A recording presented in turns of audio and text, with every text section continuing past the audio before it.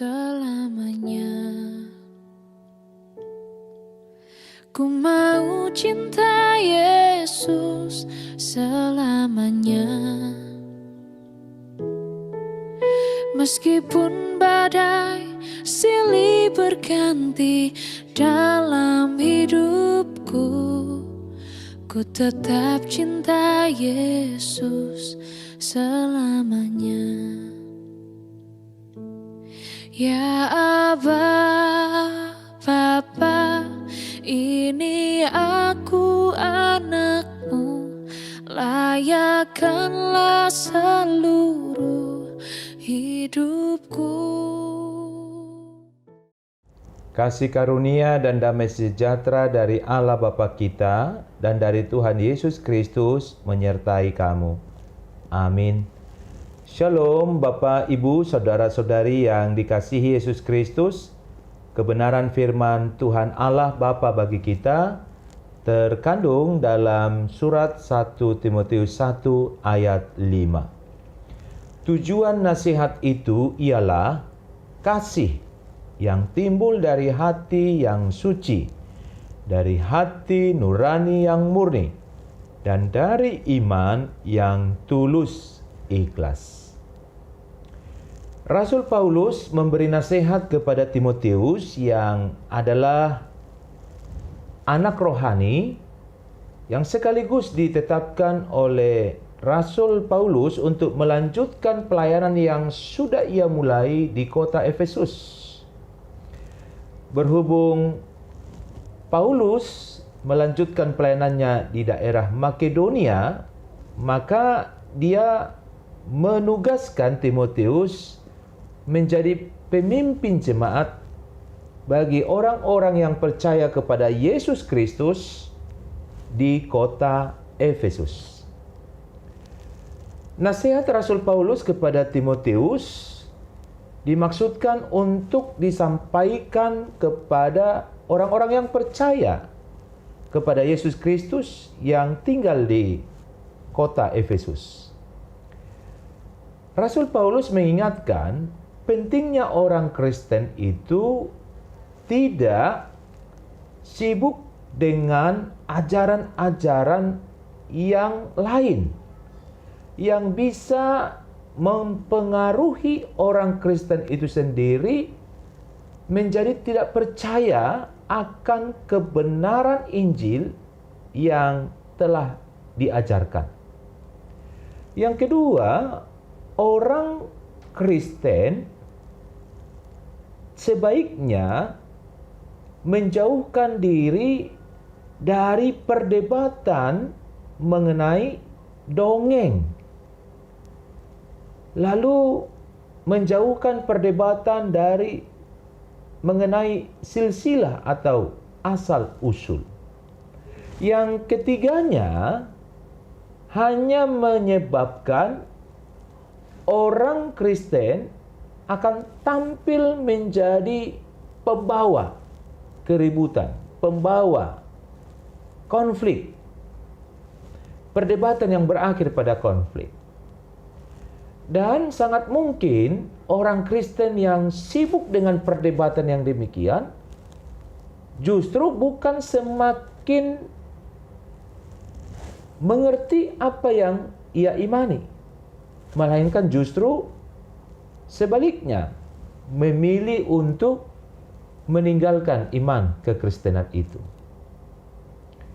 Belakangan ini dunia digital, misalnya penggunaan YouTube, banyak diisi dengan perdebatan antara beberapa orang dari kalangan Kristen berdebat dengan orang-orang yang di luar kekristenan.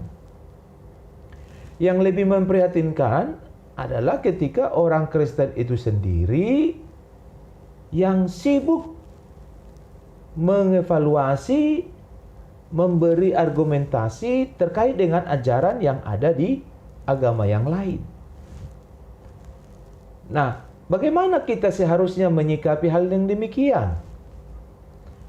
Melalui nasihat Rasul Paulus ini kepada Timotius, kita mengerti bahwa sikap-sikap perdebatan yang mengarah pada pertengkaran, pada konflik, itu seharusnya tidak kita pelihara menjadi kebiasaan. Melainkan kita harus menjauhi kebiasaan yang demikian. Mengapa? Karena Rasul Paulus mengatakan bahwa tujuan dari nasihat itu ada dua hal. Pertama, kasih yang timbul dari hati yang murni, hati yang bersih. Kemudian kasih yang timbul dari iman yang ikhlas. Jadi penekanan Rasul Paulus adalah hal yang paling penting bagi kita memastikan bahwa iman yang ada pada kita adalah iman yang benar. Iman yang benar ada di dalam hati. Rasul Paulus dalam suratnya kepada jemaat Roma, Roma pasal 10 ayat 9 sampai 10 menegaskan, dengan hati kita percaya, dengan mulut kita mengaku. Dengan hati kita percaya, dengan mulut kita mengaku dan dibenarkan. Maka di dalam hati kita yang percaya kepada Yesus Kristus, bahwa Yesus Kristus itulah satu-satunya Tuhan dan Juru Selamat kita, dari hati yang percaya itu timbul kasih. Kasih kepada Tuhan, kasih kepada sesama manusia. Dengan demikian, kita tidak perlu sibuk memperdebatkan apakah orang mau setuju dengan kita terkait dengan apa yang kita imani. Kita tidak di dalam posisi untuk memaksa orang supaya memiliki kepercayaan yang juga kita percayai. Pemaksaan yang demikian justru memberi kesan hal yang tidak baik tentang kekristenan.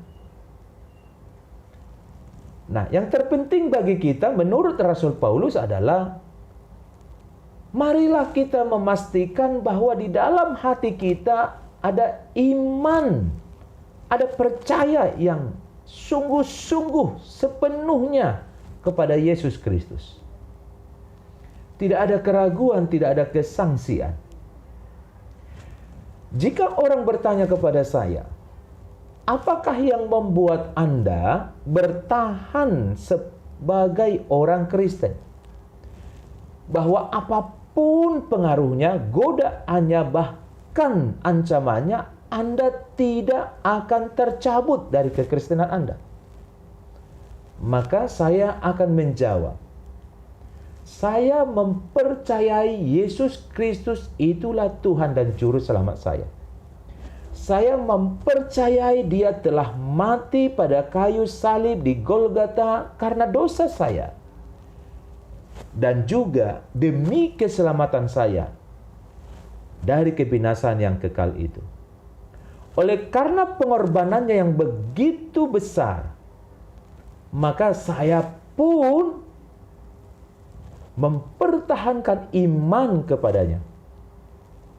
Saya akan memilih untuk kehilangan apa yang ada di dalam hidup saya, bahkan nyawa sekalipun, asalkan tetap percaya kepada Yesus Kristus itu.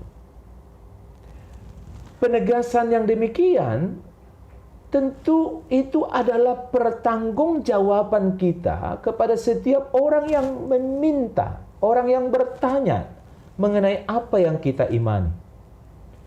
Namun kita tidak sedang memaksa orang lain harus memiliki iman seperti yang kita miliki.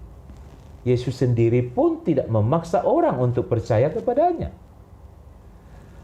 Maka kita yang percaya kepada Yesus Kristus marilah kita hindari perdebatan-perdebatan yang tidak menghasilkan hal yang baik. Sebaliknya, iman kita itu nyata di dalam tindakan kasih kita kepada sesama manusia. Kita mengasihi siapapun orangnya, tak pandang agamanya, sukunya, kondisi ekonominya, tetapi semuanya kita kasihi. Karena memang demikianlah Yesus Kristus berkorban untuk kita, mendamaikan kita kepada Tuhan Allah Bapa, sekaligus juga mendamaikan kita dengan semua orang. Amin. Kita berdoa. Terima kasih ya Tuhan Allah Bapa atas kebenaran firman-Mu ini bagi kami. Tolonglah kami untuk melakukan kebenaran firman-Mu dalam kehidupan kami sehari-hari. Terima kasih atas hari yang baru ini.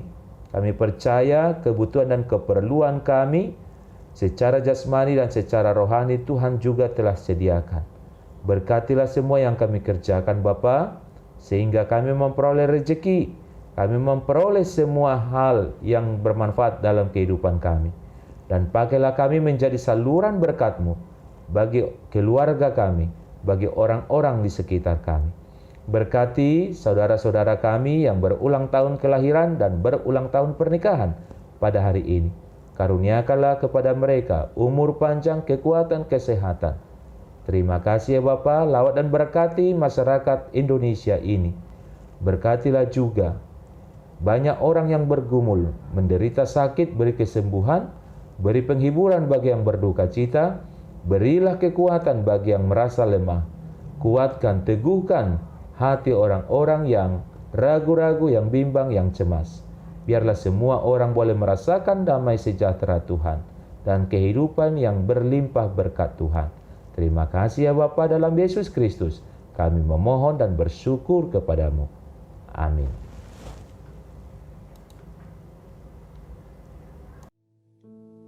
Ya Aba, Bapa, ini aku anakmu, layakkanlah seluruh hidupku. Ya Aba, Bapa, ini aku anakmu, pakailah sesuai dengan rencanamu.